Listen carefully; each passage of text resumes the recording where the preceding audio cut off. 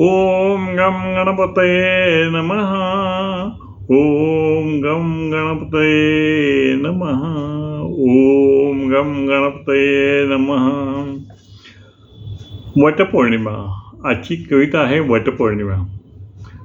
वटपौर्णिमा हा स्त्रियांचा सण.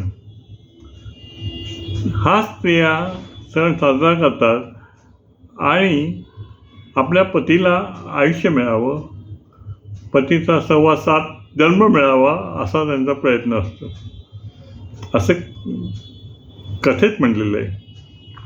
असो, आता ही पूजा का केली जाते, कशी केली जाते आणि याचं वर्णन अर्थात मला आवड असल्यामुळे तुम्ही करतो आहे, सगळ्यांना सांगतो आहे.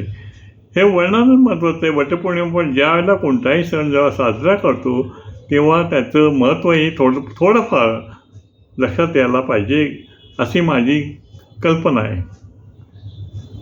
तर मग ऐका तर माझी कविता. आज दिनांक 10 जून आणि वटपौर्णिमा. तर कवितेला सुरुवात करते. वटपौर्णिमा.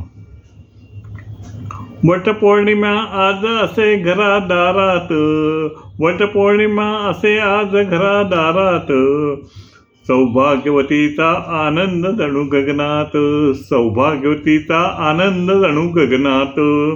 सकाळपासून होई सुरुवात जोरात, सकाळपासून होई सुरुवात जोरात, स्त्रियांचा आवडता सण थाटामाटात, स्त्रियांचा आवडता सण थाटामाटात. नथ असे सर्वांच्या गळ्यात, नथ असे सर्वांच्या गळ्यात, दागदागिने गळा काना नाकात, दागदागिने गळा काना नाकात. साडी नऊवारी सावरी करती चकित, साडी नऊवारी सावरी करती चकित, मंगळसूत्र लांब चकचक असे गळ्यात, मंगळसूत्र लांब चकचक असे गळ्यात.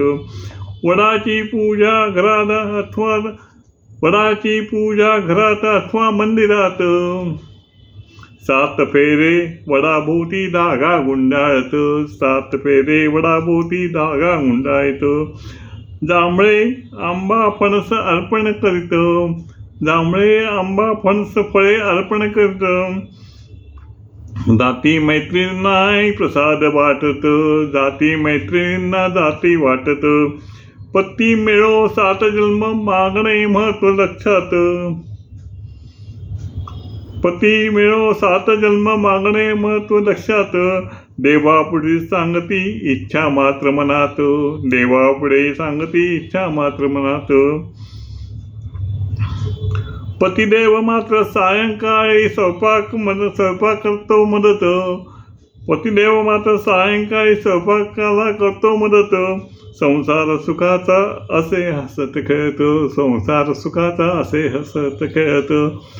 असा या सण म्हटला स्त्रियांचा असो पुरुषांचा असो, दोघांनी आनंदाने साजरा करतात.